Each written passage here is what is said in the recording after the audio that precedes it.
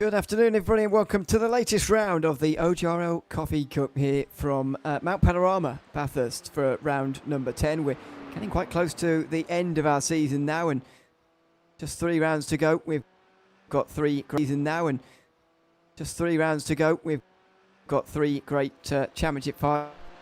They're all still pretty close. Certainly the pros are the ones that are going to be in, because they're the closest of them all. And this is going to be a crucial race at Bathurst here today. Always a very, very difficult circuit indeed. It's myself, Ewan, and Jim Cunningham on the commentary here this afternoon. Good to be alongside you again, Jim. I know you're a bit Bathursted out, as it were, today. But, you know, it's a classic racetrack. It's a difficult racetrack for the near 30 drivers, I think, we've got on the grid here today. It's always good to work with you. Of course, we were together just a few hours ago on another one, but I love Bathurst. Don't get me wrong. To me, it's one of those, if you were going to pick, say 10 tracks that around the world that were the most iconic tracks, it would certainly fall into that category. It's notoriously tough. I just sometimes they can get where it's kind of follow the leader around here, and it's hard to pass. But other than that, I love this track, and it's arguably probably in my top 2 or 3 as far as favorite tracks to drive. I love driving around this place.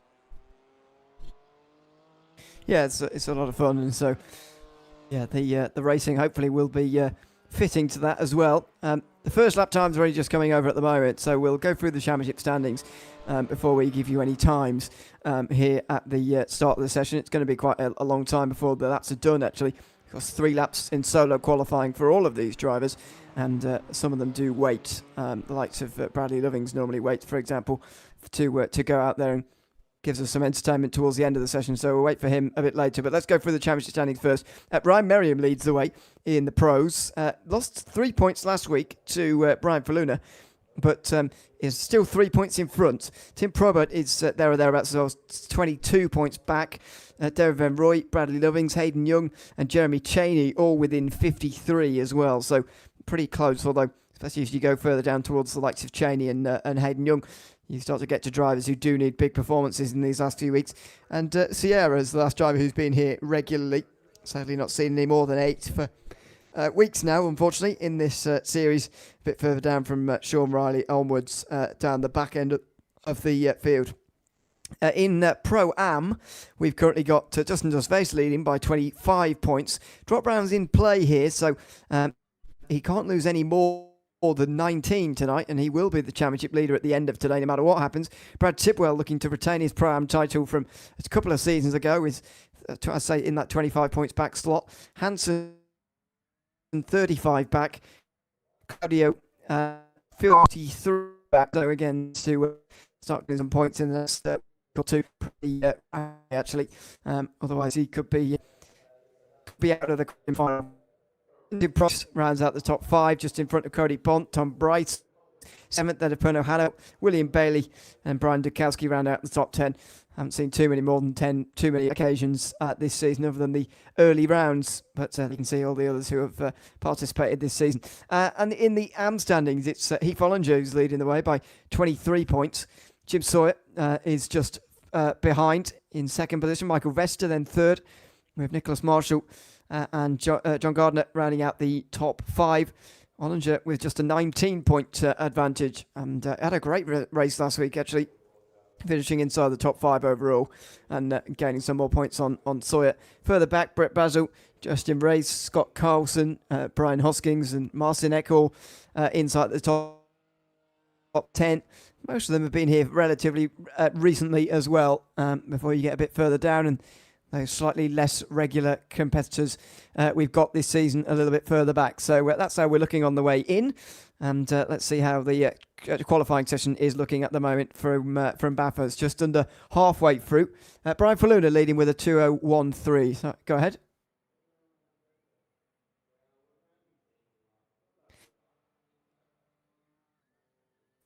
Okay.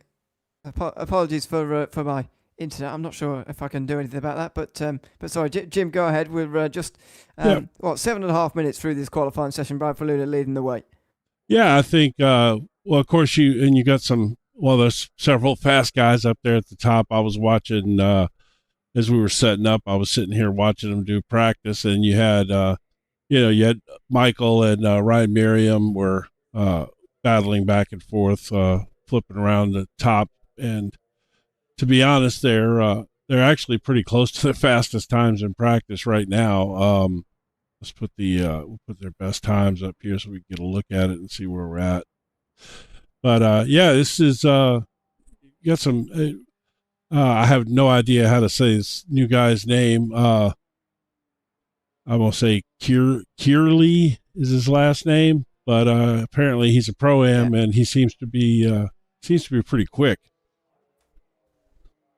Yeah, it seems, if we're believing the SDK, seems to be Hungarian flag next to his name, Pal Kirili, I'll go for, in 8th place at the moment, just in front of Tidwell, who's in 2nd place, and Dustin Dustface then, who's in 3rd, rounding out the top 10 overall as well. Faluna's done then with the session. He is 2013, and that's the best he's going to do here today.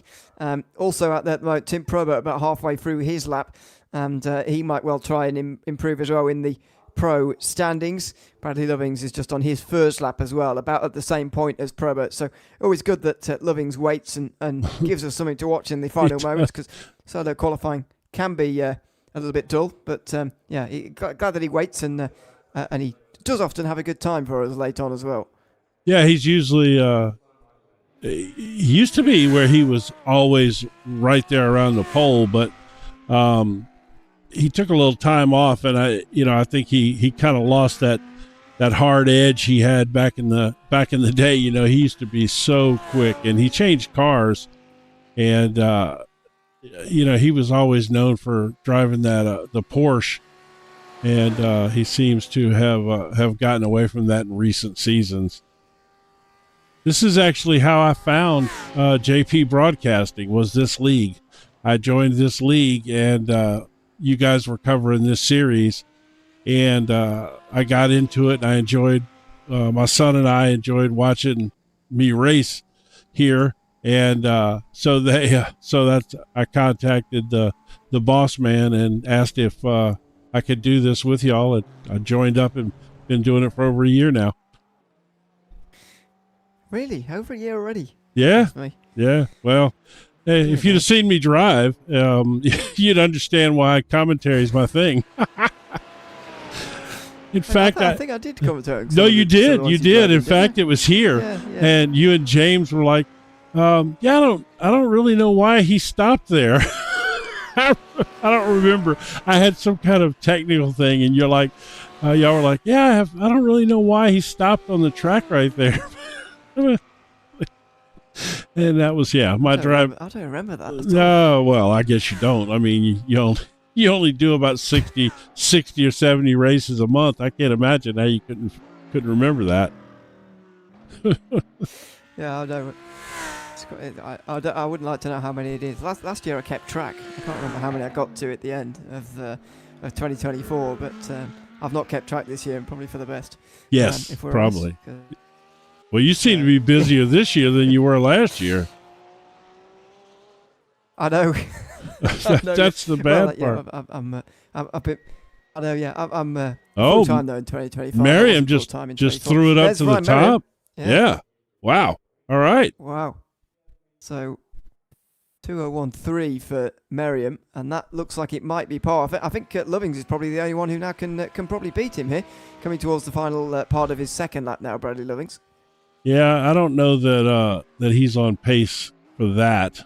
With he doesn't have any purple sectors in there at all. I would think you'd have to have a purple sector in there to be jumping up to the top. Yeah, 13th overall. Yeah. But it's a longer sort of phase to get these tyres warmed up now in the GT3s, and that does have a big effect. I think the final, as we just saw with Merriam, that was his third and final lap time. It does seem that the final lap time is by far and away the quickest lap time almost every time now, because of the way that the tyre warm-up phase has been changed in GT3. Well, I'll tell you what, and of course they just kind of similarly matched it with the GT4 cars, And, as I start doing more and more commentary, I'm driving less and less. And I jumped into the brand new Mustang GT4 the other day with the new tire model and everything in the GT4s. And man, that car was almost undrivable. Like it was nothing like it used to be. And I was so surprised, I've kind of gotten used to the GT3 tire model now, but that GT4 was literally almost undrivable. Yeah, it's very, very different, isn't it, from the days previous when you could just go out there and immediately fire away. But, I think it's a good thing. No, it is. It is a good thing. That's an added part of the equation for the drivers because, especially at the very top level, the top guys would get so used to the conditions and the temperature they were going out at for the first time and everything like that it would get a little bit stale in GT3, to be honest. But now there's more chance for mistakes, especially in that early part. Yeah, I think actually, I was going to say, I think Bradley was about to improve here, but which he should. He'll improve. I don't think he's going to jump to pole, but he should improve. Probably jump himself up into the top 10 maybe if this last sector is pretty good. See what this final sector is going to be like. It's not going to be pole for Bradley Lovings, but it will be better. 11th, I would guess. Yeah, there we go. There you go. 22.02.8, and Hansen moves up as well to 13th. Actually, I didn't realise he hadn't completed his lap time. Yeah, we don't have times actually, but he goes over the line there with a 13th.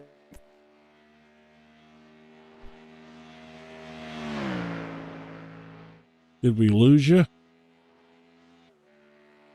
Yeah, your internet cut out bad if you can still hear me. But anyway, we're finishing up these last couple of laps, hopefully while Ewan's internet straightens itself out. With Horvat in here, has he put down a time at all? No, not yet. So this is going to be his first time lap here. He must have had one that didn't count or something. Oh, there we go. That's a nice jump up to 11th. Pushing Lovings down to 12th. Yeah. But, run out of time, effectively. 15 minutes elapses there before he could get his third lap. That was only his second lap. So you do wonder what he could have done with his third lap there, because Lovings' third lap was slower than Horvath's second lap. So, that says a lot, I think, about the pace of those two. So I don't know if you even realize this, but you cut out for the entire period from when Lovings finished his lap all the way till Horvath crossed the line there. Your internet had completely cut out, and so I was just kind of rambling on because obviously I'm not a I'm certainly not a lead commentator, but yeah, so yours is cutting out a little bit. I hope it hangs on for us. Okay. You wouldn't want to put me in charge of this broadcast. We'd be in trouble then. Michael! See what I can do. I don't know if I can do very much about it. No, I'm sure you can't. It's just unfortunately, it sounds like one of those mornings, or afternoons for you, I guess. Yep, one of those days. Yeah, it was fine earlier. I was doing the thing earlier. It was fine, but that's the way of it. So there we go. But yeah, Michael Dion going for a bit of an incident there through the cutting. I mean, I wonder how many times we're going to see that sort of thing happening here tonight. It's going to be one of those days at Bathurst because it's one of those circuits where those things happen very regularly. I mean, there's no room for error on most of this course where the errors can occur. There's that small chicane right before you get into the last corner there. Those are about the only areas where you're prone to maybe having an accident that doesn't have a wall 2 feet from the side of the track. The rest of it is just a disaster the second something goes wrong. There's no runoff or fall or area to be able to save it from at all. And of course, I don't know I'm sure you remember the giant pileup in this league at Watkins Glen a couple of seasons ago when they were going through the S's and they piled up about 30 cars, you always are leery of that here in the mountain section, especially on one of these early laps, because if somebody gets in trouble bad, there's just nowhere to go. And hopefully they'll at least be smart enough to tow the car and not try to, 10-point turn it, because that was actually one of the races you covered here that I was in was I came around one of the turns in the mountain and somebody was sideways trying to turn their car around, and I blasted them with my cat-like reflexes.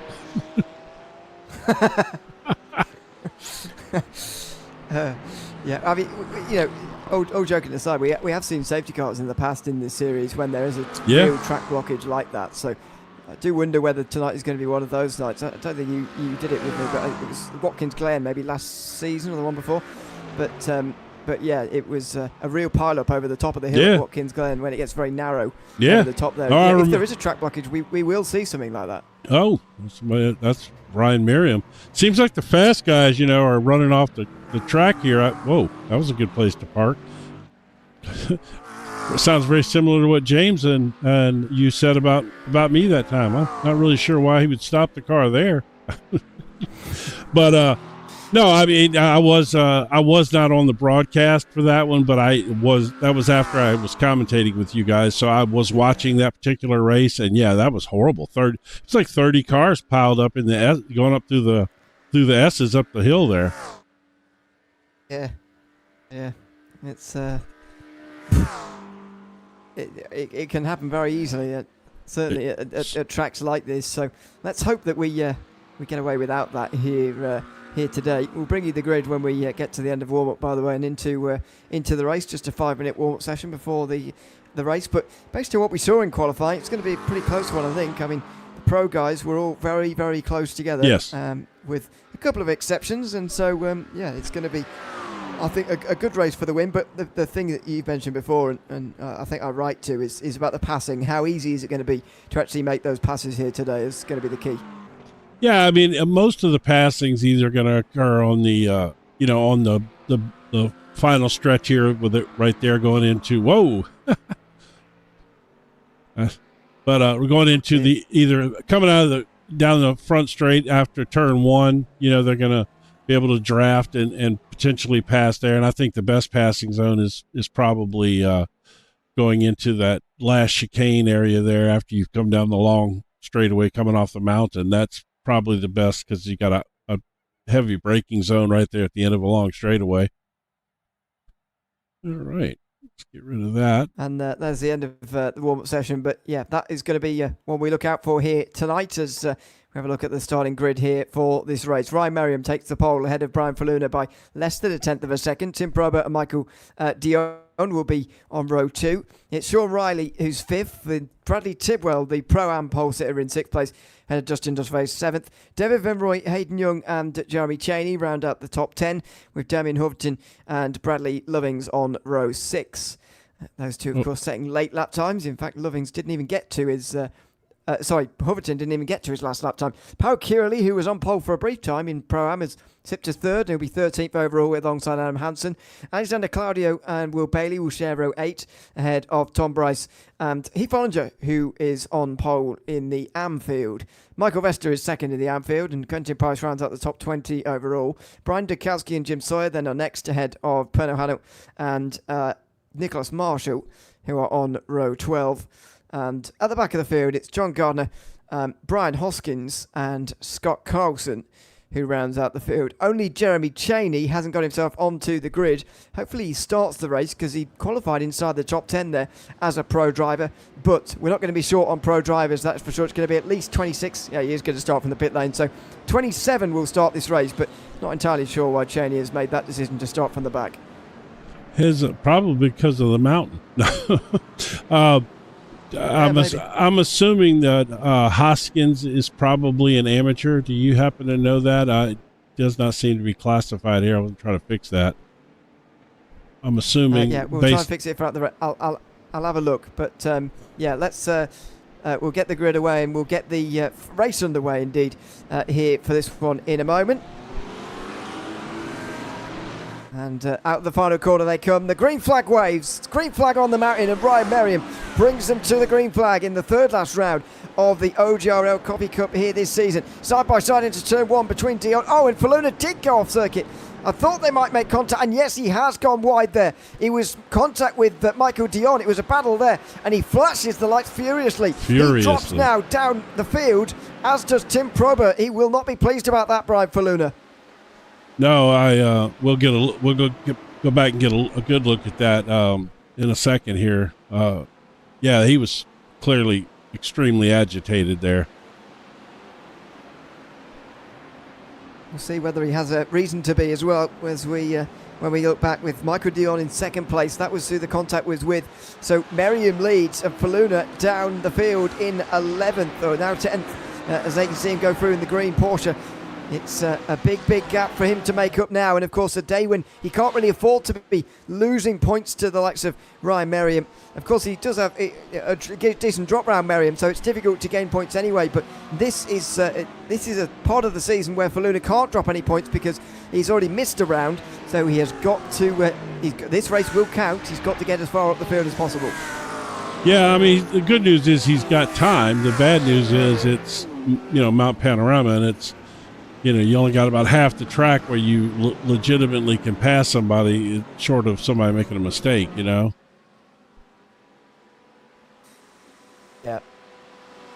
That's going to be a real difficulty for him, unfortunately, as they come down the straight for the first time. We'll see whether the overtaking chances are fruitful on the way towards the chase. Here comes Dion. Dear, oh dear, that was a big bit of overspeed there for the BMW. David Van Rooyen and Hayden Young go side by side as well, and Lovings and Probert as well a bit further back. It's all happening into the chase. Slipstream pretty powerful, and look at that in the background there. They're all on top of each other for sixth position. Tidwell and Dos Vase have gotten through into fourth and fifth, and into the pit lane already for Hayden Young. That's a very early stop as Faluna gets up into 10th place, back into 10th place as he defends from Horvatin. This is a very tight group. Yeah, very. You got about 8 cars there running within a second of each other. Let's see. A little action back here. Oh, good job, though. That's good. That's good driving right there. So only Hayden Young goes to the pit lane after lap 1. Jeremy Cheney is, of course, going to be rooted to the bottom of the standings for a while yet, but he is in the race as well. So don't worry about that. Quentin Price and Ollinger go close, but not quite as close as Bryce and Vester. Oh, Vester seems to have had trouble here. Michael Vester seems to have had trouble. He is dropping down the field and outside of the top 20 now. That might be contact down there. Let's see what happened real quick with Faluna. They're famous for my slow motion replays. Right here on turn 1. Sorry, it wasn't. No, it wasn't Dion. I've falsely accused him. It was Tim Probert in the McLaren. Yeah, that's who he got connected with, and they both went off. Yeah, but you know what? I'm gonna look at that real quick again. To me, Faluna turned into him to start. I mean, he was down on the apex of the turn. It was clearly his turn, and I don't know, man. I guess that's 50-50. I don't want to. Maybe not. I mean, also, Robert misses the apex as well, doesn't he? Which sort of complicates things even further. So, did he miss it, or was once he got touched, did his car start pushing and he pushed on out there like that? That's the question I would have. But either way, I think you chalk that up to a first lap incident. Yeah, I think I know which way Faluna feels about it. No, we saw his reaction. I think his headlights demonstrated quite seriously how he felt about that. Yeah. Of course, it's the drivers will always feel like that, especially in the heat of the moment. Maybe even later, he'll accept that might well just go down as a 50-50 by the end of the day. Heath Ollinger still leads in the AM class, by the way. This is back with those guys a bit further down the field. So good start from Ollinger, our current AM championship leader, looking to extend that advantage even further. And there's Bradley Tidwell, who's the leader of the Pro-Am class at the moment, but doing a great job running up in 4th place overall. Yeah, and here's Faluna trying to make up ground, which again, to lose that many spots, early on, that's an all-day affair to get those spots back here. It's not not like you can do it in 10 laps or anything. That's tough. I did want to take a look at this, what happened to Vester here. Yes. I think there must be contact here. It's always hard around the outside of turn 2. He's just unfortunately just squeezes too much. Yeah, he ended up having to go to pit lane over that as well. So that was obviously there was enough damage there to hurt the car pretty seriously. Speaking of Tidwell here and Dustin running second, I didn't even realize that Tidwell jumped back up and took the pole at the late in that qualifying session. I thought Dustin still had the pole there. Yeah, I didn't see his last lap either, actually, from Tidwell, but it was clearly a good one to move all the way up. He qualified 6th in the end, but of course with those two going off in front, Probert and Faluna, he gained those 2 places quickly. Here comes Tim Probert, though. He's passed Justin Dudley's into the chase already, and he'll be coming up to the back of Tidwell very, very fast, and surely trying to work his way past as well in the next couple of moments. Probert seems to have gotten away from that incident a little bit quicker than Faluna, who's now struggling to make passes, it looks like. But the difference might be in terms of the straight line speed. The McLaren has better straight line speed than the Porsche. Faluna's having to do it in places other than down into the chase, and there he goes into turn 1, getting into 8th. Yeah, well, and again, that's a classic, pass here. I mean, there's, like I said, there's really, short of a mistake, there's 3 or 4 places to pass, and that was one of them. And it's going to take him, David Van Roy is certainly not easy to catch, who's the next guy in front of him. So, but speaking of David Van Roy, coming this season, I don't know if David is practicing as much as he used to. I know his schedule had gotten busy there for a while, but he sure used to seem, when he had that Mustang working for him, man, he was so fast. Like he was almost untouchable there for a while. Yeah, I do remember him dominating a couple of races. Oh dear, it's Probert there, goes over the top of the hill through. Don't see that very often. No, that was... Yeah, I do remember... Certainly. Sorry, go on. No, I was going to say, yeah, that was an odd place to pass, but extremely well executed right there. Yeah. Very nice. It shows just how much quicker actually he is than the rest of the field at the moment. Certainly these guys. I certainly remember Van Roy dominating a race or two, very, very comfortably in the Mustang. I'm not sure the Mustang itself is actually quite as quick as it used to be, because new cars do have a bit of a bounce when they get onto the system. But it's trying to utilise the same now in the Acura and struggling to do that, but it's got straight line speed to hold off Faluna for the moment. Here comes Brian Faluna, though, down the inside, and he will move up into 7th. I tell you what, given the fact that he was a second and a half back when I said it was going to take him a little while to catch David Van Roy, or, well, a little over a second and a quarter maybe, he caught him and passed him pretty quick. That was actually quite impressive. He knocked that out in about a half a lap. That's, if you look at his lap time there, he's that's one of the fastest laps in the race so far. I'll tell you what, Tim Probert put down a 2:01 in the race. That would have got you quite a long way up in qualifying. Yeah, probably 6th or 5th. Yeah, that's certainly a top 5, I think. Yeah. That's quite impressive, actually. So, let's jump back here and see what's going on. I gotta give the Bucky's car. I'm from Texas. I gotta give the Bucky's car some love,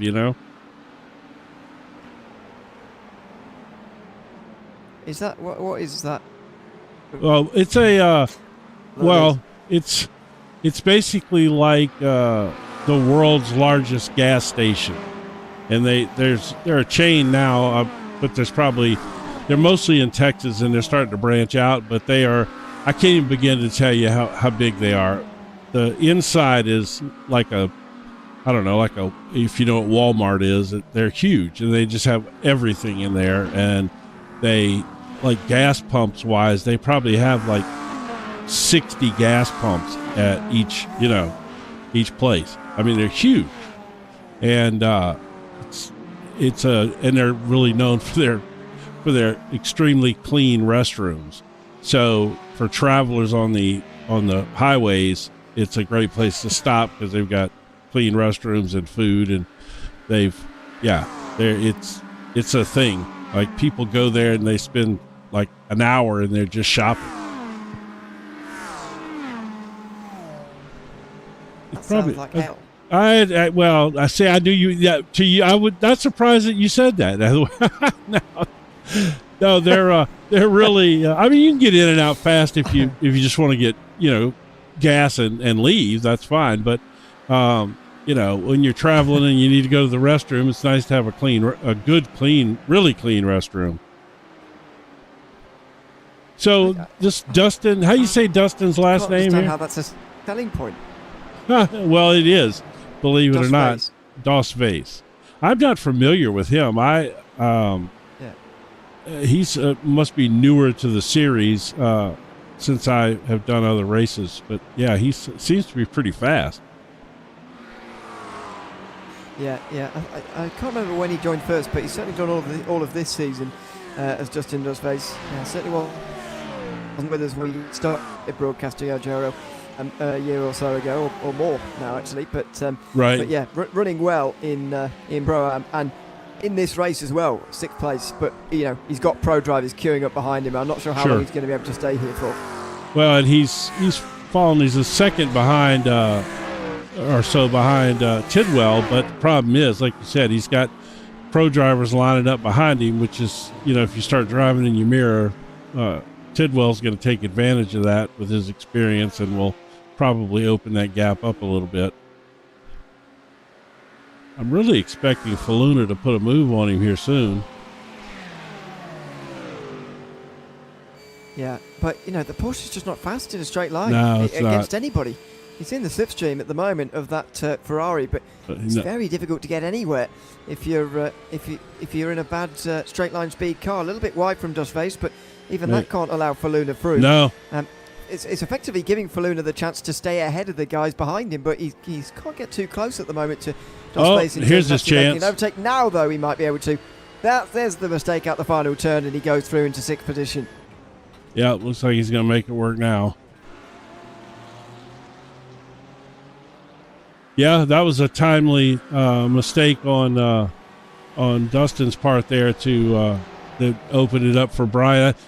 He seems to be picking one off a lap, and they're usually right there. That's where he got David Van Roy also. It seems to be his spot, so to speak. I guess without the straight line power, that's the best place for him to make that move.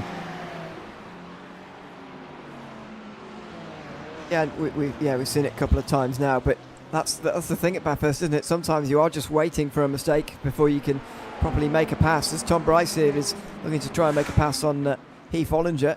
Bryce is a Pro-Am driver, trying to get past the Am leader, Heath Ollinger, who's currently leading this race and controlling the race from the front, just approaching quarter distance already here. Is it? Wow. Yeah, time's flying by. We've had a decent amount of action so far for this early in the race. But of course you can, this place kind of generates that sort of action in the beginning, just jamming that many cars into some of these tight spaces around here. Yeah. Well, it's been good for the moment. These slide first up here 15 minutes.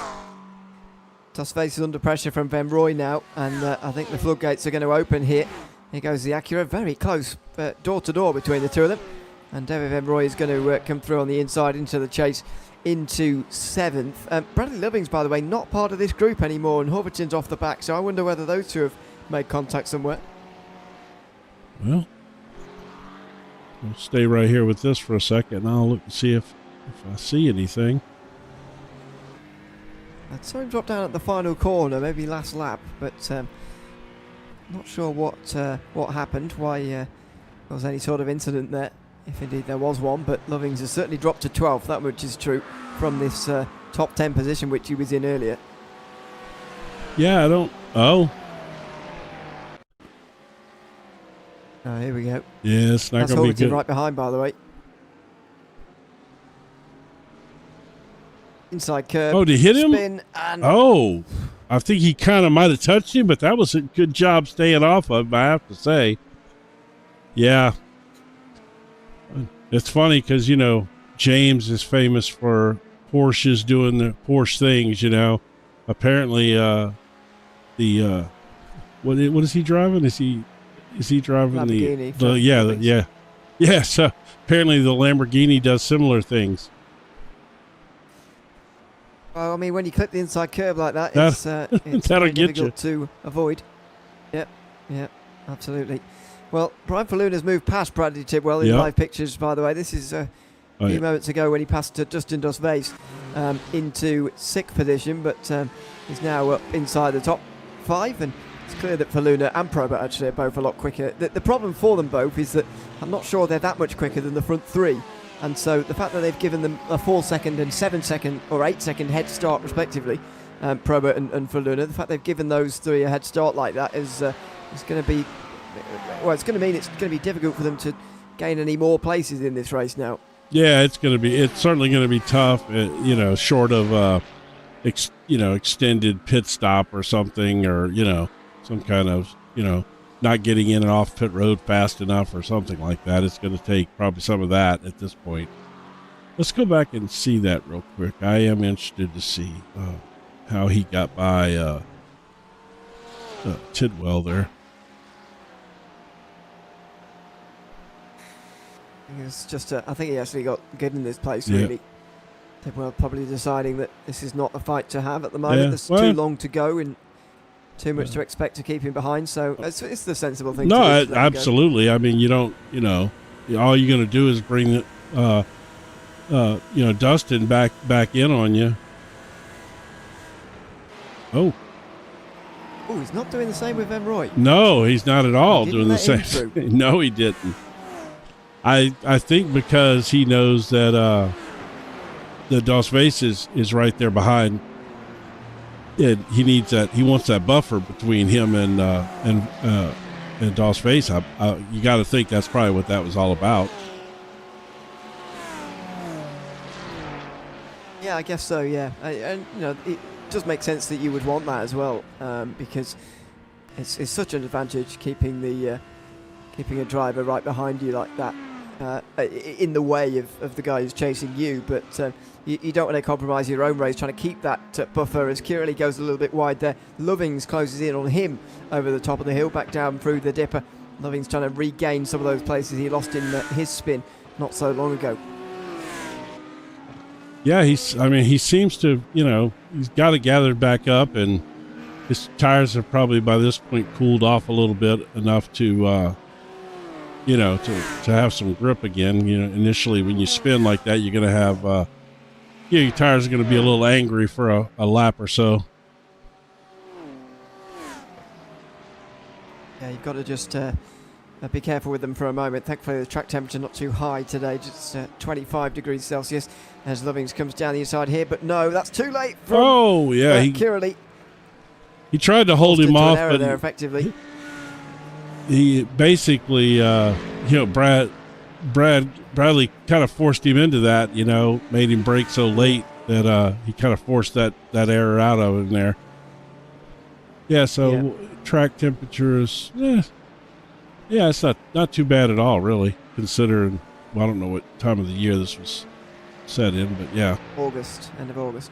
Oh, so yeah, well, that's getting into their spring. Yeah, exactly. No, is it or is it going into fall even? No, it's the opposite way around to. That's right. You're right. That's that's correct.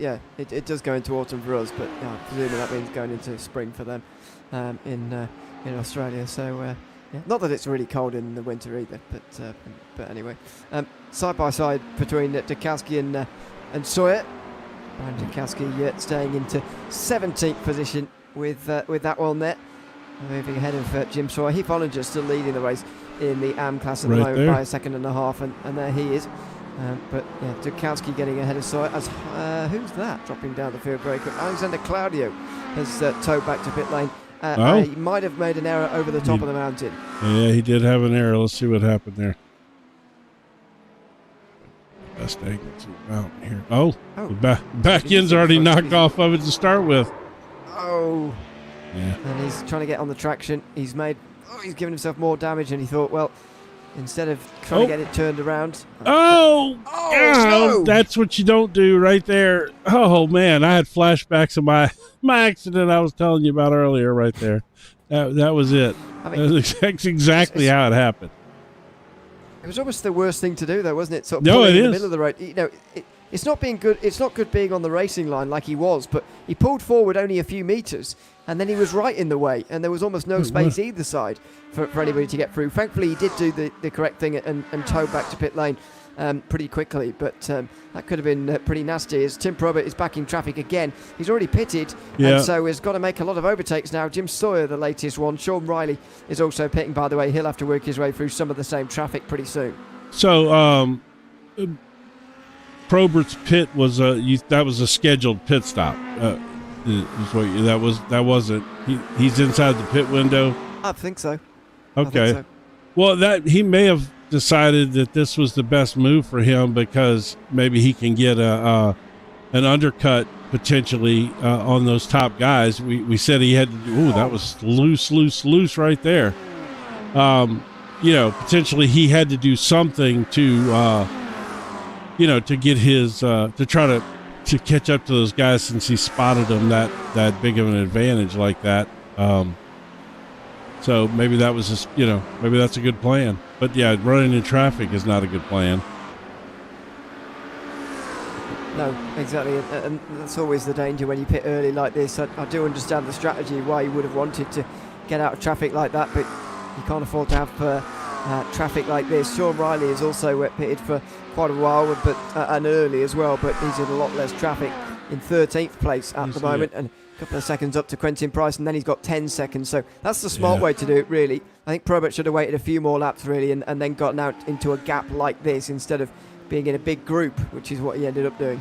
One of the nice things is nowadays some of this, these newer technology things like, Crew Chief, not that Crew Chief does it, but there's some other softwares out there that that nowadays you can find out where your pit out's going to be while driving, and so it's kind of like having a crew chief, to tell you if you pit now, you can come out in the open. Yeah, that's super helpful in this kind of race, especially. I mean, for the longer endurance races, actually, it's something less to worry about because actually, you're all going to get in traffic at some point anyway, so don't worry about it too much. But over a race where there's definitely only going to be one stop and it's quite a busy field, you definitely need something like that to keep yourself out of the traffic, because you will want to pit early and try and make something happen, but you don't want to shoot yourself in the foot while you're doing it, and there'll be worries that will happen if you're not too careful. Has Ryan Merriam made a mistake somewhere, by the way, on this lap? Because he's suddenly in second place behind Michael Dion. Well, let's see if he did. I don't remember seeing them change for the lead, although I could be entirely wrong. No, it's a very unusual one. And he's significantly back. He's 2.5 seconds back, too. Exactly, yeah. So, given the fact he was 2 seconds in front before, I think that's the perfect sort of window for a spin or something. Yep. Something had to happen, but I don't see anything. Unusual. Very strange, but I don't. We'll see what the lap time is this time round. See if I'm going crazy or whether this has happened for a while or what's going on here. It's certainly not a pit stop. That's absolutely not happening. No, he did. But, he did not do that. What is the reason here? What is the lap time for Merriam this time round? You'll see them pop up in a moment. It is normal. It's a normal lap time. 2:01.5. In fact, it's half a tenth slower than his best lap This was today. the pass, and this was on lap 4. Okay. I apologise. I hadn't noticed that had happened at all, but that's a great pass around the outside at the final corner from Michael Dion. And he clearly has the speed as well, because after this, he's grown the gap to 2.5 seconds. Well, like you said, again, that Porsche does not have straight. Well, Dion's fast anyway. At first, I thought he used to drive the Mustang as well. He was a big Mustang guy, and now he's switched over to the Evo BMW, it looks like. But yeah, he's opening the gap up, which Dion was fast for most of practice. He was the fastest guy in practice, and Merriam jumped him there right at the end in qualifying, if you remember. But that was wide for whoever that was. Yeah, it's a lap car, sorry. Yep. He's just in front of Merriam at the moment. Lap car being Brian Hoskins, that will be. He's going one lap down. He's already made his pit stop at the moment. Will Bailey is also making his as things stand. He bakes his way back out on the circuit. Here's Jeremy Cheney, who is trying to get past Jim Sawyer. Cheney starting from the pit lane. Maybe, as you said at the time, maybe preempting a first lap crash, but actually it never really arrived. no, it didn't. But maybe he just felt more comfortable back there with his pace, or whatever. Not that he qualified bad at all, but, maybe he just thought this was the better plan of action, Plus, it looks like Cheney has pitted already as well. So he's already knocked. That's his start from the pit lane shows as a pit stop. So that's not an actual stop, I don't think. Oh, you might be right. Yeah. Okay. It always shows as having come down pit lane if you start from pit lane, which is a little bit confusing, but I think that's what's being shown there. Yeah, you're right. Because otherwise it was a very long stop and it was 1 minute long, so I'm going to presume that's just counted as pit lane start as he now gets into the slipstream of Jim Sawyer again and tries to get past, but this is one of the faster straight line speed cars against one of the slowest. And the Porsche, all over him, which looks left and right. He's trying into the chase, but he's not close enough again there. Well, if it's going to happen, it'll be through this section and the final turn, if it's going to happen at all on this lap, I think. Maybe he's going to... No. That was well covered. He didn't really have an opportunity there. Slide back up here towards the front and see, like David Van Roy is closing in on, Horvathen is closing in on David Van Roy, it looks like. Yeah, it doesn't seem like the Mustang is as quick as it was earlier, like season or two ago. That car was so dominating there for a while. Yeah. If you could drive it. I couldn't drive it. I couldn't get it to turn. But, because when David Van Roy was having all that success with it, I tried to drive it, see if I could, find some magical speed, but it didn't seem to work for me. I mean, yeah, it depends how it meshes with driving styles as well. It's not going to work for everybody anyway. I haven't driven it, but I can tell that I wouldn't like it based on the way that I've seen it being driven and whatever. I don't think I would like it anyway, based on what I've seen. So it does very much depend on driving style as well. But Horvath getting very close here to the former Mustang driver, David Van Roy, into the final turn. He was almost too close out the chase there, and he's putting a lot of pressure on now. He is. He's definitely... I guess the good news is Van Roy doesn't really have anybody right in front of him, so he can, potentially it's not, as bad as having to drive constantly in his mirror.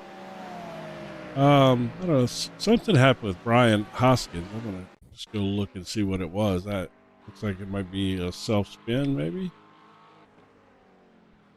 It's a big place to have a spin if it is up here. Oh, no. Oh, no, he's letting people through. He'll be letting people through here. Oh, no, he's just retiring. He did it. Wow. Okay. Interesting. It's unusual.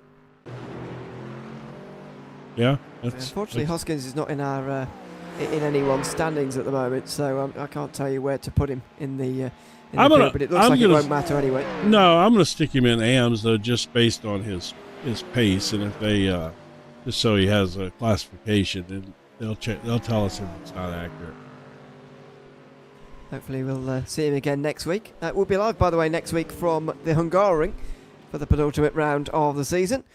We'll be live same time, same place, and then Sebring, the final round of the season, will be at Sebring in the week after that as well, to bring to an end another great season of the OGRL Coffee Cup here in Season 4, returning to an all GT3 series, and it's come back with a bang here with about 30 drivers every race. At least we have had that up until this point. It's been absolutely fantastic to have. We're already over halfway through here in this one, as Ben Roy again is going to have to look in the mirrors at Hobbiton. Not close enough by the looks of things down into the chase again, and Ben Roy's doing a good job of just keeping him at arm's length for now. Yeah, he is. He when I clicked on him, I thought it was going to be a pass and go kind of situation, but David has definitely been able to hold him off. It seems like these two cars seem to be fairly balanced, speed wise. The Acura was really fast when it first came out, but not as much. I think not quite as much as it was. No, and also I don't think its dominance was quite as pronounced actually as the Mustangs was, actually, if we want to compare the two. No, definitely not. Whoa! That was really close. Sawyer and Cheney again. Yeah, Cheney was all over them lights right there. He didn't. Although, again, we got a ninth place in class driver trying to pass somebody who's second in class in their thing. I think he's like, here, just wait. I'll give it to you when the time's right, Or maybe never. Yeah, well. He doesn't seem to be too keen on actually giving the place up at the moment, and he's going to get some slipstream here. Is Cheney from that Mustang in front? Who is that? It's not that's Vesta. Vesta is a lap down at least on the field, might even be 2 down. He's certainly a lap down on these two, and he's going to have to let them through as well. It's got to be Vesta, right? Yeah, that's him. That's what it is. Yeah, it is. Yeah, you would think he's got to let them through eventually here. Well, he let one of them through. Oh, didn't let Sawyer through. You wouldn't be very pleased if you were Jim Sawyer in that scenario there. As Dion and Marion both come in, by the way, from the lead. Oh, yeah, they are. Here they come. Not surprising those two pitted together. Be interesting to see now what this does for Bologna, Yeah, I mean, does this signal the limit as far as, well, clearly not, because Faluna's going on, but why have they come in together in that case? Because, oh dear, someone's brought loads of gravel on the circuit. You'd surely think that Marion would want to go on a lap or two further so that he could maybe try and overcut Dion, but he's just followed him here, and he's hoping that, I suppose, that he's going to outpace him in a straight fight here rather than actually, get the better strategy and get ahead that way.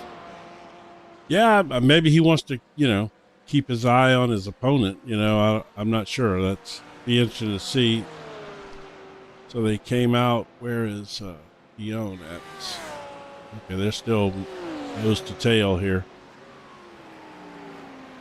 Yeah, I got maybe, just keep your eye on him, the whole time. Don't, that way you're in the same traffic as him and you don't get stuck in traffic and he didn't, or you know what I mean? Like I think that's probably the thought process. Ryan probably feels like he's faster. I would think that, at that level your confidence has got to be, you got to believe that you're, better than the other guy. So that'd be my take on it anyway. Yeah, he will believe at the moment that he can get past in a straight fight, I suppose, but I'm just thinking I think in that situation I would have probably carried on another lap to try and get ahead, but there you go. It's going to be a straight fight in the final 20 minutes between the two. That's how long we've got left here on the mountain. It's been a good race so far. Lots of action all throughout the field, and we might have one last hurrah here from the two leaders as well. Hopefully we do have a fight for the win. That's Brad? Oh yeah, Bradley Loving is right in front of him.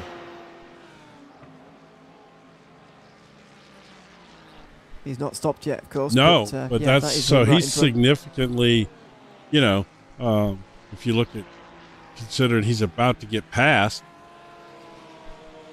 he's going to be what's full pit stop down pit lane and everything take 55 seconds. So yeah, he's essentially going to be, which he did just pit. So he's going to be a minute or so behind. That seems to be the last of the guys right there, with the exception of David Van Roy, who's managed to stay out there. Yep, just one more for Van Roy. It would have to be. He's on lap 18 now of this race. So it would have to be just the one more for David Van Roy out front. There he is, 12 seconds ahead of Dion and Merriam, who are still battling 1 and 2 for the race win here. Faluna then is going to be 4th ahead of Sean Riley and then Tim Probert. So Faluna is now well in front of where he was before, 14 seconds in the box. He's avoided the traffic that Riley and Probert got into, and his pit stop was shorter. That's what you call a better strategy. Yeah, that's how you gain places without making any passes. Yeah, well, we talked about that. We said it was going to take something like a shorter time on pit road, or something that was going to change his fate a little bit there, and he certainly, saved himself a couple seconds on pit road.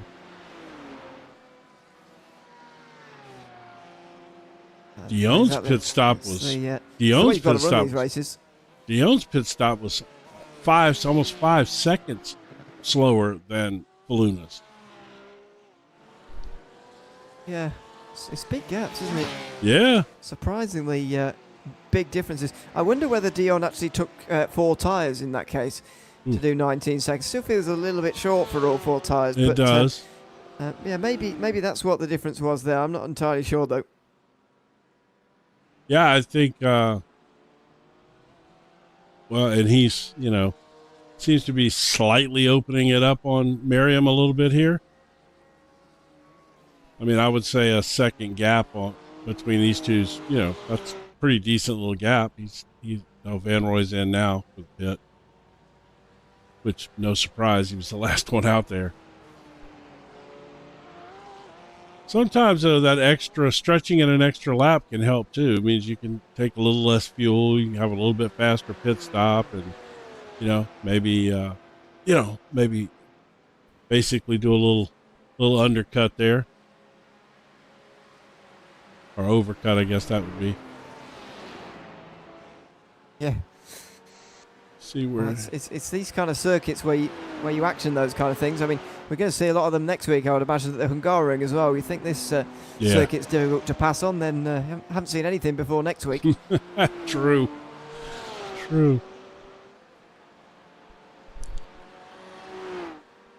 It's going to be a different ball game completely when we get to the Hungaroring, that is for sure.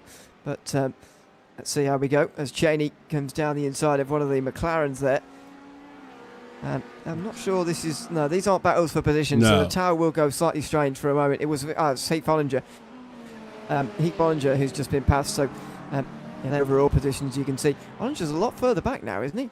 With that pit stop, still leading the AM class, but it feels like he's a long way down now. It does, doesn't it? He seemed to have, he had more than 3 seconds, so it definitely something happened there.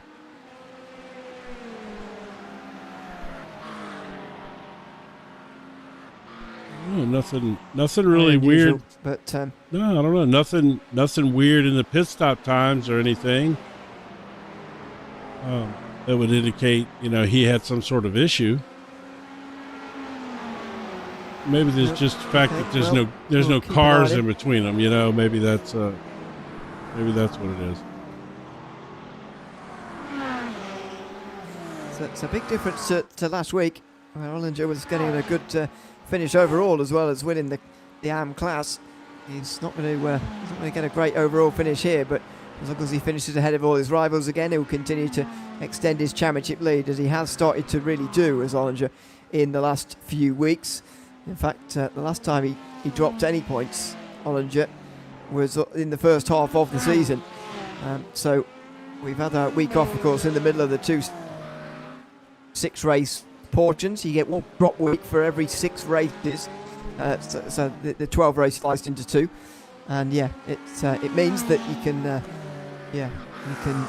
you can just alleviate some of those problems. But Ollinger has really started to pull away in recent weeks, and this is going to be another week of those by the looks of it. Yeah, well, you said about the great finish he had last week overall. If you look at the timing and scoring, in fact, here, let's put the overall back up just to show what I'm talking about. If you look at it, you can almost tell this track rewards experience. You know what I mean? Like the pro drivers, there's clearly, they're kind of divided by class here.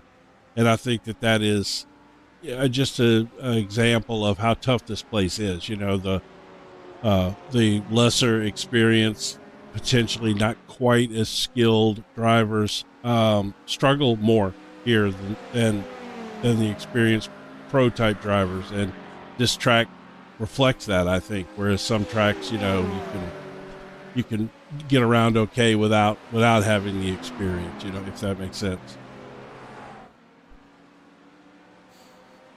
Yeah, I think that is certainly the case, and it's been a very interesting one here this afternoon. It's just quietening down for the moment. The battle for the lead that we were hoping might happen, I don't think is going to in the end now in the final 15 minutes, and Merriam is losing time now to Michael Dion pretty comfortably.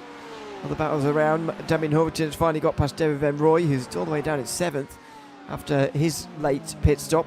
Pano Hanno just in behind Tom Bryce, who you can see here, and Jeremy Cheney has just got past these two, so they'll continue their fight. This is a battle for Pro-Am position, by the way. 8th position for Hanno and Bryce as things stand, as they continue to run late on in this race. You'd imagine that, again, this is the last overtakes that either of these two are big hit! Big hit there. Bryce just tore that car up. Wow. Okay, let's real quick. Let's look at what happened to him there. Oh.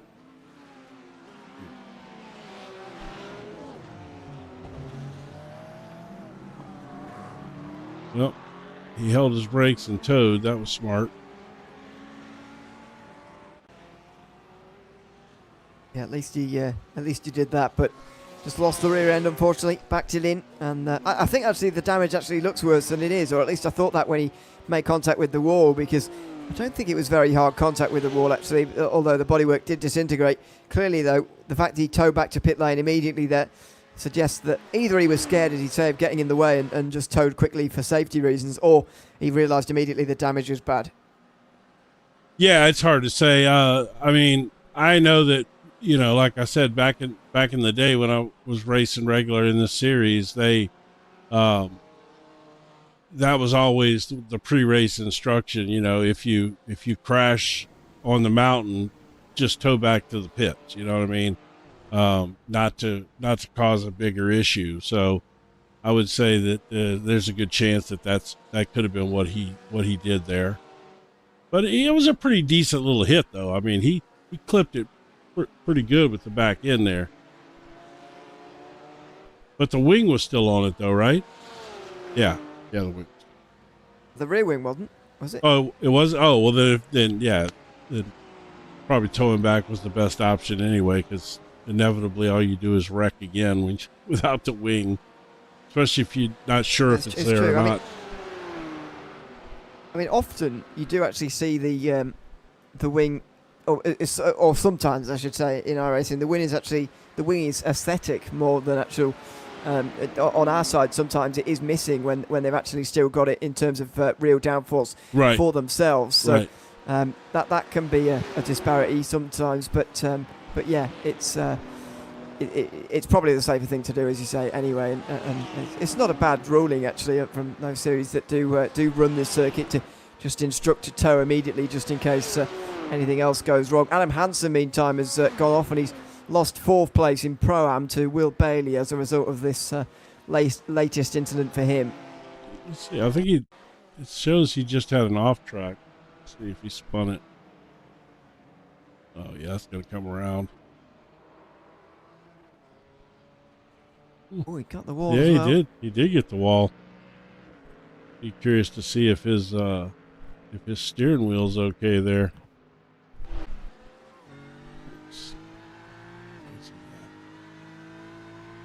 Let's just check. Looks okay. No, I'm sorry. I was trying to find his car on the board. This is him here. No, he does look okay though. Yeah, it wasn't too hard in the water. No, it wasn't bad. So. You never know though. It's one of those kind of things with iRacing. Faluna's exactly. Faluna's got some company. He has, and Sean Riley has called him very, very quickly here.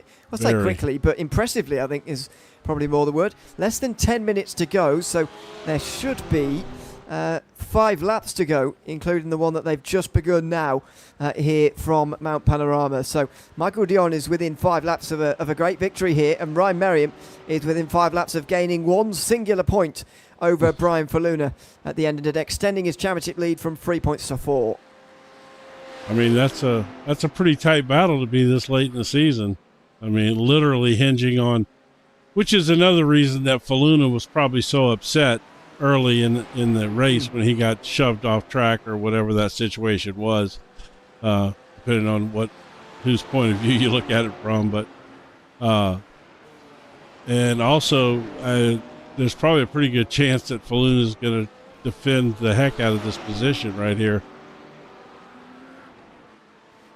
I think so. I mean, he's got to, hasn't he? He's going to be fighting with one hand tied behind his back because his straight line speed in that car is not going to be great. But even so, he's got to fight for all he's worth, because after all, going from 3 points to 4 sounds like, it's just a very close championship, and that's just the way it's going to be. But actually, 3 points to 4 actually means that Merriam suddenly has a position with which he can win the championship. He can finish second place in both of the next 2 races and still win the championship. And there's nothing that Faluna can do, even if he wins back-to-back. So that's the sort of stage in the season we're getting to now. We're getting to the stage where Merriam has got a target that he can set himself and therefore would win the championship no matter what happens. That's the stage in the season we're at now. So that's why it's so important here for this to go from 3 to 4. Also, the fact that, 3 to 4 points, that's a 33% increase. Man. As Faluna does indeed let this go. That's a surprise. Wow, man. Yeah, I mean, he clearly let up there. I mean, either that or Sean Riley hit the push to pass. Or I don't know what. He was moving by him there.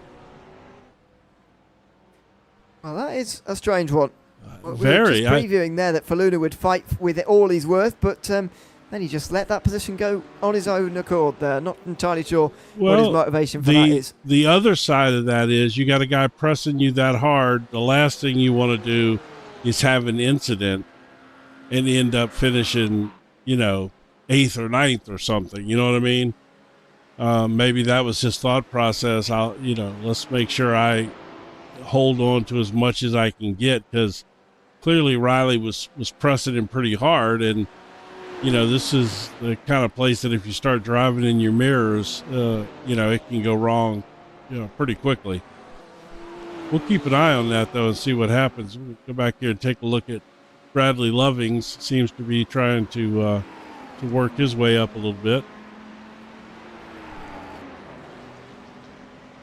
Yeah, see if he can maybe even get 8th place with Tidwell not that far up the road, but of course there's not too long left in this race. Loving's inside the top 10, trying to get himself further into the top 10 here with Justin Dustface just up in front of him. In this battle for 9th place, over the top of the hill they will go. And we're at the stage in the race now where the lower class drivers will not necessarily let the higher class drivers through just for the sake of it. They might well battle this now, because they're at a point in the race where they know they could continue it on all the way to the finish. Right, yeah, and I mean, for in this case, this case seems to be divided out, like I said, by class a little bit, but it still could end up being some of the best finishes of the year for some of these guys as well. I know you can believe Tidwell will put up a fight, I would think, if Bradley gets to him. Here comes Lovings, if he has the chance. It was pretty late. into the chase through the right-hander, the fast part, and Justin does face, lets that go. Oh wow, well stopped.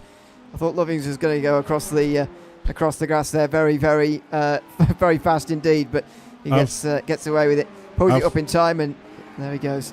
I've mowed the lawn there a few times myself. Oh, rear end got real twitchy on in there. Yeah, that's a common place there. See whether he can get to Lovings in time, Tidwell, in time, but I don't think he will do, nor will he mind too much. It's a run back into the top 10 at least for Bradley Lovings after qualifying outside of the top 10. It is still a few places gained on where he started. So we should have 3 laps still, right? It should be 3 laps including the one we're on at the moment. Yeah. Yeah.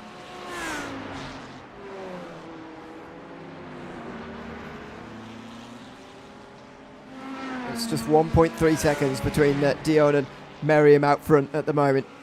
Not a very big advantage at all for Michael Dion, but he is leading this race, and that is the important thing at the moment. Merriam still second place, but then again gaining 2 points on Brian Faluna as things stand. Faluna's behind Riley, but has not really made an attempt at re-overtaking him just yet by the looks of it, as Lovings now gets up to a lap car here.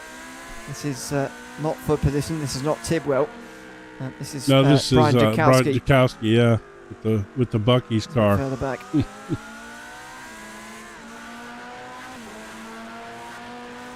Oh, the you can hold it. That's referencing you can wait for the clean bathroom. They have that on all their interstate signs, on their freeway signs. It says, it's only 150 miles to Bucky's. You can hold it. I can't believe this is a selling point. It is. Brian Faluna, by the way, is into pit lane. Big drama for this championship. What? As Brian Faluna pits, he doesn't have a drop round in this section of the season because and he's going up on the jacks as well.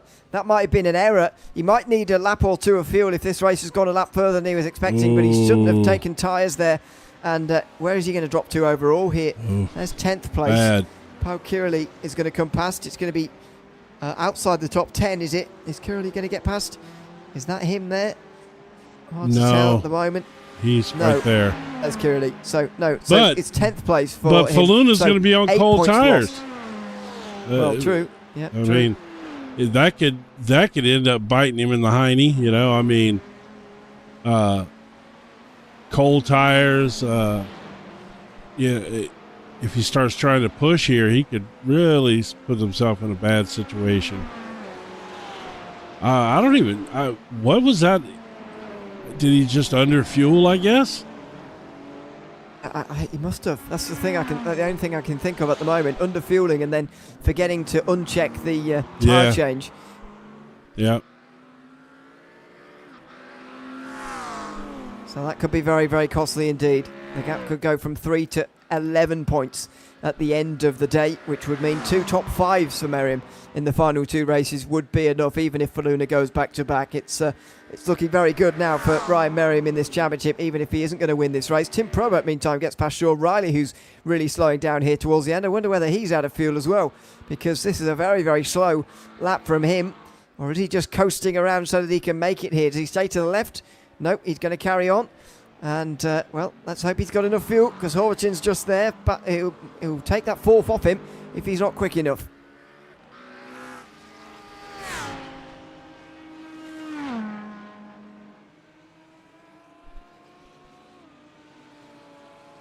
That's Dustface and Lovings who are fighting for 8th place overall. Paddy Tidwell is going to get home in the Prime class by the looks of things fairly comfortably, but will Dustface spring a surprise on this last lap as they see the white flag as well? That's a good question. To be honest, Bradley seems to like he's possibly slowed up a little bit. I wonder if he's trying to creep it home and save a little fuel to try to make sure he makes it. At this point, though, I think you either you're going to make it or you're not. If he was close, he would have slowed you would think a lap or two earlier, to try, because he would have realized that it was coming. Where's Mike? Where's Ewan at? Let's see where he's at. Oh wow, he's already around the other side of the circuit. That's how big the lead is at the moment. Goodness me, those guys nearly a minute off the lead, by the way. Dustface and Lovings. That's how quick the pace of this race has been. And in fact, it's been Dion and Merriam really who've been setting it. They're nearly half a minute in front of anybody else. The two of them have driven very, very well. But Michael Dion, after that great pass through the final corner, about halfway through that first stint in the race, is going to go on to win here at Bathurst in the OGRL Coffee Cup. What a great victory it was as well, finishing ahead of Ryan Merriam, who himself will take a very big step forward in this championship. Yeah, that was definitely good for the championship. As far as for Merriam, that's huge. And back here to Faluna, there's nothing that he's got no chance of. This is where he's going to finish. There's nothing there.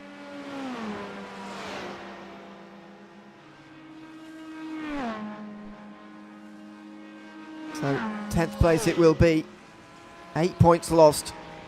And Merriam now only needs 2 top 5s in the final 2 rounds to go on and win this title. That could be absolutely massive. Bradley Lovings is going to cross the line here just in front of Josh Vase. And Bradley Tidwell, by the way, further up in front, is going to win in Pro-Am. Yes, I should have shown him. Oh, well, there he is. There. Got him now. Yeah. Yep. So, man, what a horrible situation for Faluna. And you gotta feel, I mean, he, felt like he was pushed off the track early, which put him kind of behind the 8 ball, so to speak, the whole time. And then, to make what we can only assume was an error in the fuel situation when he pitted, to have to come back in and throw away those spots. I mean, literally, you could say that error cost him the championship, or a shot, really. I mean, it's going to be tough now, barring, some horrible situation for Ryan Merriam, which the one thing you could say for Ryan is he's pretty good at keeping himself out of situations like that as well, Yeah, that is there's that is potentially a defining moment, as Heath Ollinger, there he is, just parked on the circuit after winning in the AM class here tonight. He will take a step forward in the championship as well. Tidwell, by the way, gains 2 points on Dustface, so reduces the gap to 23 in the Pro-Ams. Ollinger will come home ahead of Sawyer by just a point, so the gap extends there to 24 points between the two of them. Going into the final 2 rounds, looking comfortable in Pro-Am and AM. But here are the race results at the end of round 10. It's Michael Dion who wins by 1.4 seconds ahead of Ryan Merriam, and then a big gap back to Tim Probert, who rounds off the podium. Sean Riley and Demian Huffington round out the top 5 with David Van Roy 6th. Pro-Am victory went to Bradley Tidwell, who actually got Lovings between himself and Dos Vase to close the gap. Brad Faluna's 10th place might well come back to bite him later on in the championship, and thankfully he's putting himself in the waiting room, so we will be able to I was shocked. I looked over there and saw he was in the waiting room. I thought, wow, okay, he's brave. He is, but thanks to him for chatting to us. We'll get to him after the other guys in the pros. 11th for Pau Curley, ahead of Hayden Young, who was quite anonymous in that race, finished 12th ahead of Will Bailey, Adam Hansen, Quentin Price rounded out the top 15. Jeremy Cheney was 16th place ahead of Heath Ollinger, Jim Sawyer, who rounded out the top 18. John Gardner was next, top 20, rounded out by Peno Hanno, first driver 1 lap down. Dukowski, Bryce were also lapped down, with Nicholas Marshall and Michael Vester 2 down. Brian Hoskins, Alexander Claudio and Scott Carlson did not finish the race in the end. Let's have a chat to Michael Dion then, shall we? Race winner tonight from Bathurst. And Michael, congratulations on a victory. Tell us about your pass for the win there. It turned out to be for the win. For the lead it was at the time. Round the outside at the final corner was a spectacular overtake. Tell us how you managed to pull it off. Yeah. Honestly, guys, it's great to be talking to you, first of all. I have a lot of faith in Ryan, and I believe his skill, and I knew that I could put the car there and not worry about him washing out or connecting with me, and it worked out. I mean, was this a circuit you were particularly targeting at the start of the day? Because you've not been up towards the front very much this. Well, I haven't seen you two very much this season, but the race you were at, you did manage a podium, and as I say, we haven't seen you very much this season. Was this one you really had circled at the start of the year? Yeah, 100%. This is one of my top 5 tracks, I would say, maybe even top 3 as far as pace. And I took a break from Coffee Cup this year, and just doing hit or miss races, so to speak, or pop-ins. And I've been working on my racecraft. Gained about 1K IR to get up into the 4Ks, and it's paid off. Well, absolutely. Congratulations on the win this afternoon at Bathurst, Michael, and thanks for chatting to us at the end of the race as well. Of course. Thank you, guys. Appreciate it. Thanks very much, Michael Dion, the winner tonight at Bathurst in the OGRL Coffee Cup. Second place in the end went to Ryan Merriam, who takes a big step forward in the championship here today. Ryan, congratulations on second place, and thanks for chatting to us as well. Tell us how you're feeling at the end of that one. Do you feel you just didn't quite have the speed to hold on for the victory there? You were leading at one stage. Yeah, no, he was quicker for sure. I changed setups last second. I was practicing with a lower downforce setup all week and didn't do too much like quali practice. And then in the warm up before, I was running some low fuel runs, and I just couldn't. Once the tires were nice and hot, it was okay. But I got too scared that when they were warming up and too cold, that I didn't have enough wing in the car to keep it on the track. So I raised the wing a little bit, and I could tell he ran lower, and he was just pulling on the straights. I'd catch up in the mountain, and yeah, then all the rest was history, really. So it was a good drive by Mike. This is one of his tracks, man. He owns this place. And for yourself, you will have moved a real step forward in the championship here today. Started the day 3 points in front of Faluna. You gained 8, though, in this race alone. How confident are you that you'll be able to close this out now in the final 2 weeks with 2 top 5s now your requirement in those last 2 weeks? Yeah, it's looking pretty good, I guess, unless I have a blunder. I was talking to Brian. It looks like he had a real turn 1 issue, then underfueled the car by accident, took tires by accident. I wasn't feeling well, so it was against him today. And yeah, and the way the points are, man, that's 8 points gained is a big one. So, unless I really screw it up, it should be just kind of keep it steady and finish strong. Well, congrats on finishing strong today at Bathurst, second place, and thanks for chatting to us at the end as well. Yeah, I really appreciate it, guys. Thanks a lot. Thanks very much, Ryan Merriam, the second place driver tonight. Let's, while we're on that subject of championships, talk to Brian Faluna, who is second place still in the Pro Championship at the end of today. Brian, welcome in. Good to have you with us.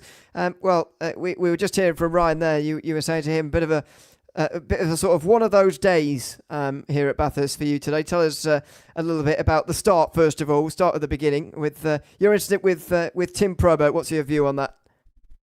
Tim came and said after the race, like he was having a bit of a technical issue with his force feedback, and then just looking at the replay, it looked like he had a little bit of understeer from cold tires, and then I made some presumptions that he was going to make the apex, and then it's just like his rear quarter, my front left, we turned on the vehicle, the GT3 magnets, and we just stuck together and then went off, and then I just didn't have the pace today. Ryan and Michael were just league of their own. They were half a second faster than me at any given point. So congrats to them. Good on Michael too. Like that BMW was a rocket ship. Yeah, certainly it was today. I mean, how you feeling about the championship now? 11 points behind going into the final 2 races. You must be feeling, this is a step backwards today. How likely you think it is you can get back in the game by next week in the final round? I mean, you win some, you lose some. Now that you tell me there's 2 rounds, it actually probably works in my favor because I was supposed to go out and be gone for a couple of weeks, I think in 2 weeks' time. So that might actually work out that I can actually make the last 2 races, but we'll see how it goes. I just want to compete, enjoy, have fun, and yeah, do that. So Brian, Jim Cunningham, not to rub salt in the wound, but really, so what happened? Obviously, you must have underfueled the car a little bit. Is why you had to stop going into the last lap there, or?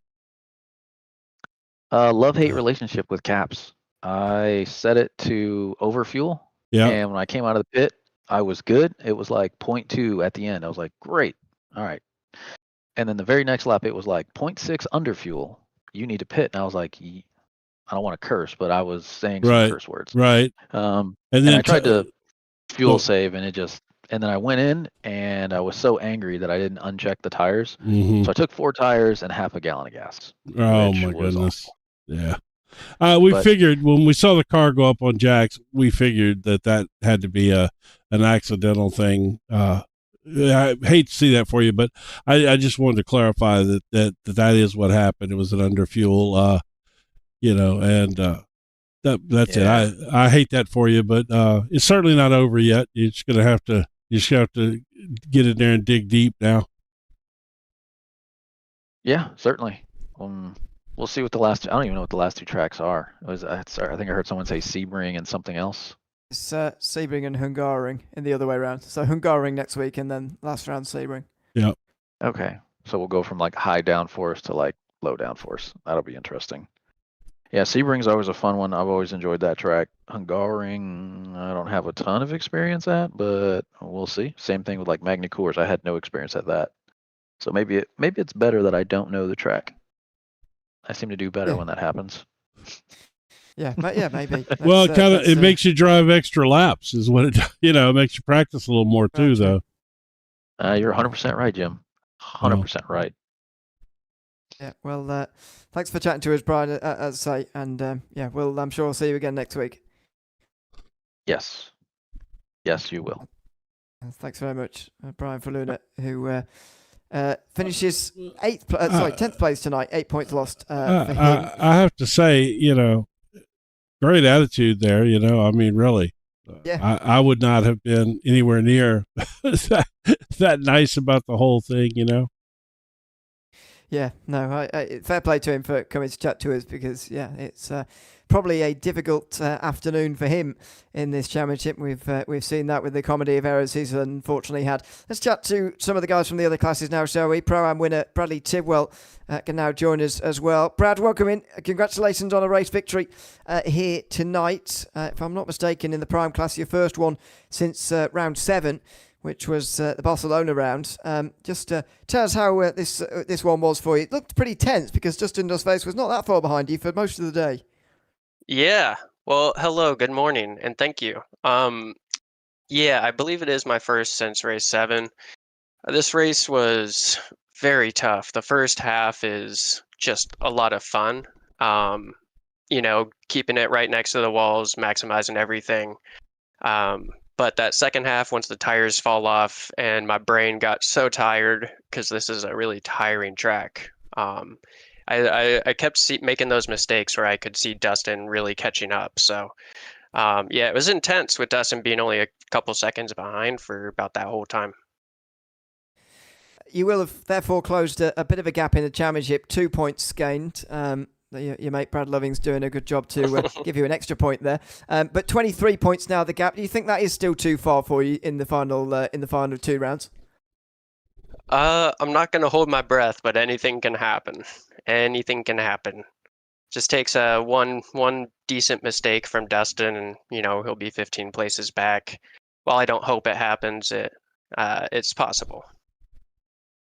Well, congratulations on a victory here today in Pro-Am anyway, and thanks for chatting to us. I'm sure we'll see you next week. Yes, of course you will. I'd like to give a quick shout out, if I could, to our sponsors as well. We've got Arcadian Woodcraft, Blue Angel Kennels, and Ron's Service, who help support this league, so thank you. Thanks very much. That's Bradley Tidwell, the race winner in Pro-Am here today from Bathurst. Let's go to the Am winner, Heath Ollinger, who is a winner again in that class. Heath, welcome in. Congratulations on another class victory in the AMs here today. Again, another close class, actually. In all 3, it was very close, but looked like a tense one for yourself. I mean, there was not a battle for the race win per se, but it wasn't a very big gap either. How was your race at Bathurst today? Thank you. Yeah, it was Bathurst is a mentally and physically challenging track for me, and I think my where I was the most anxious is when I was around anybody really, because there's so many breaking points that change and differ. So, but yeah, it was a lot of fun. Kind of kept JT and John in the mirror there, but they were coming, and I was having to push at times, and but yeah, it was a lot of fun. What about the championship for yourself? You came in today 23 points in front. That will just be extended by a point or two. Now, are you comfortable and confident you're going to be able to close it out now in the final 2 rounds? Well, I hope so, because the final 2 rounds will be my drop weeks. I am unable to race for the next 2 weeks. So I hope my points hold up during that time. And, good luck to John and JT and whatnot. But I'll be watching from Europe as I have a business travel that I have to go to. Okay.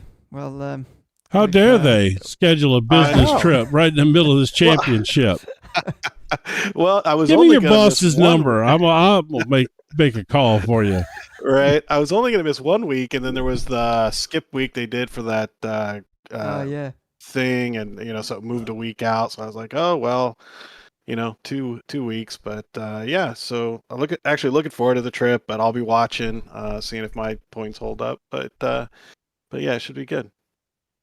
Well, Well, thanks for coming to have a chat with us throughout the season, and indeed, do a great job on the season that you have had. Shame we won't get you for the final couple of rounds, but good luck for the watching on, and we'll see whether you've done enough for the title in the end. But get in here and talk to us in chat now.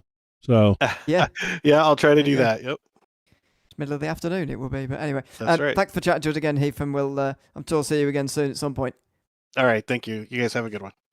Thanks so much, Heath Ollinger, the AM winner tonight in Bathurst. Let's go through a couple of others who have come to join us. Sean Riley finished 4th overall, and we can chat to him as well. Sean, welcome in. Good to have you with us. I did notice, by the way, you were last couple of lap times were a little bit slower than normal. Your last lap time of the race, 2:04.7. Were you running out of fuel a little bit towards the end or something? Hey, good morning. Yeah, so I had to pit early because I clipped the wall into the back straight and cashed in that quick fix. And because it was early in the race, I went ahead and left it with the conservative 1 full lap of extra fuel. But the calculator gets it wrong here, I guess. On the second to last lap, I realized I was like, I'm about a quarter of a lap shy of what I need to finish the race. And so there's a whole lot of lift and coast. Damien caught me, and if the start-finish line had been maybe 50 yards further up the front straight, I don't think I would have finished the race because the car was coughing as I came around that last corner. Wow. Wait, what was the miscalculation down to, by the way? Was it just a sort of a mistake or whatever?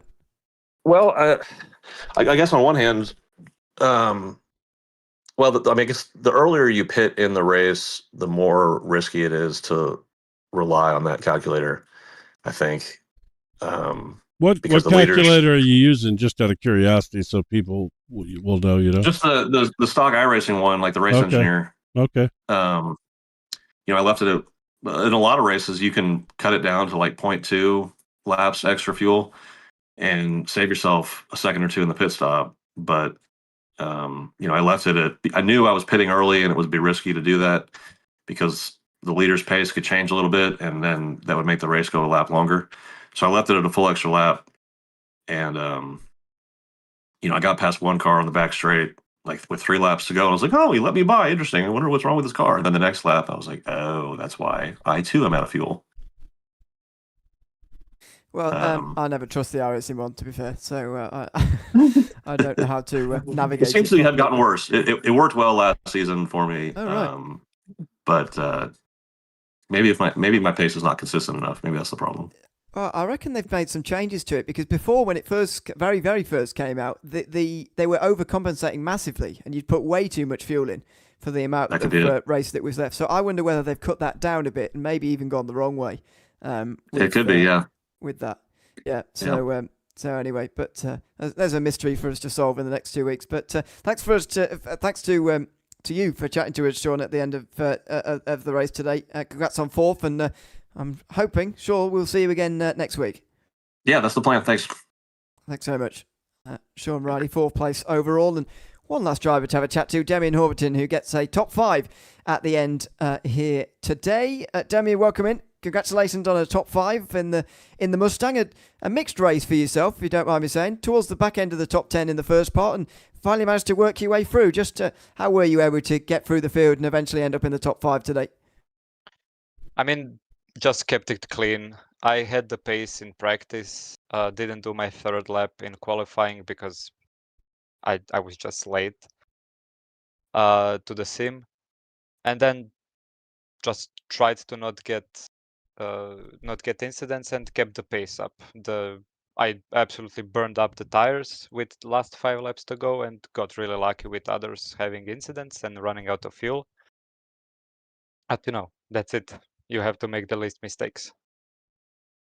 And that you certainly did as well. I mean, it was a race you particularly had planned to come to, because we haven't seen you so far this season. Are we going to be seeing you again in the next couple of weeks?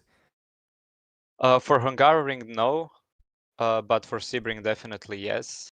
I mean, I was challenged by Dion to come here because in the chat he was really, really, really proud of himself, and I told him, hey, let's have a bet. Sebring and Bathurst, best of 2, head to head.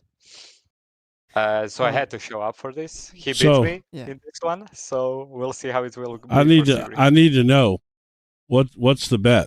What's on the line here? $100. Oh, hello. Yeah. Yeah. Well, all right. He has a good job, so it's basically a championship for him. But I sell shoes, so I'm really risking a lot. Yeah.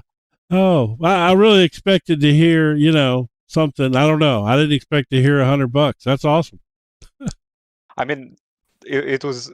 I didn't expect him to even accept it. It was really irrational, and I was really hungover when I typed him that. And he was like, yeah, let's go. And I was like, okay, we're doing this now. So yeah, we'll see for Sebring. Yeah, you're going to have to put some distance on him for Sebring. Yeah. Oh man, I'm taking him out. If I can, I'm taking him out. That's the way to do it. Well, we look forward to it at Sebring. We'll see you there, Damien. But thanks for chatting to us this afternoon. You need to put an Ayrton Senna livery on your car for that race. No, you're a Red Bull one, man. A Red Bull livery. All right, well, that too, yeah. If I can make you one promise, he's not finishing that race. Oh, it's going to be entertaining. Oh, it will. It gives you a fun story for the season finale. Yeah. Well, we look forward to it. We'll see you there, Damien. Of course. See you then. Thanks so much. He's not finishing that race tonight. It's going to be drama at the final round of the season, by the sounds of it, at Sebring. But today was enough drama as well. I mean, from Bathurst, it was Brian Faluna and Ryan Merriam fighting for a championship, and Faluna's mistakes throughout the day has given us a big gap now. 11 points the gap for Merriam, who now only needs 2 top 5s. It's these are the kind of things that can happen over the course of a season, and it's gone to the 3rd last round until it looks like Faluna may well have just come unstuck here at the very end. We'll see where he gets to by the end of the season, of course, and indeed the end of next week even from the Hungaroring. But it's a big hit in points today for him.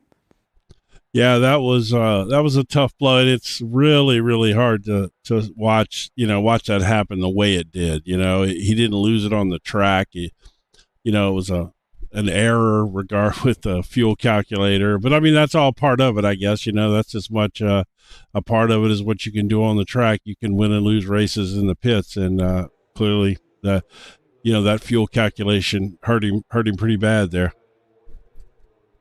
Yeah, that is a shame. But these things happen, and there are still 2 weeks to go. We'll be live with those, of course, same time, same place on the 5th of October and the 12th as well. So make sure you join us then on the JPB YouTube channel. It'll be good to have you along. Thanks to everyone who's been tuned in tonight as well from Bathurst. It's been myself, Ian Leary, and Jim Cunningham in commentary for this third last round of the OGRL Coffee Cup this season. We'll see you again in 7 days' time from the Hungaroring, but from now, from the mountain, it's goodbye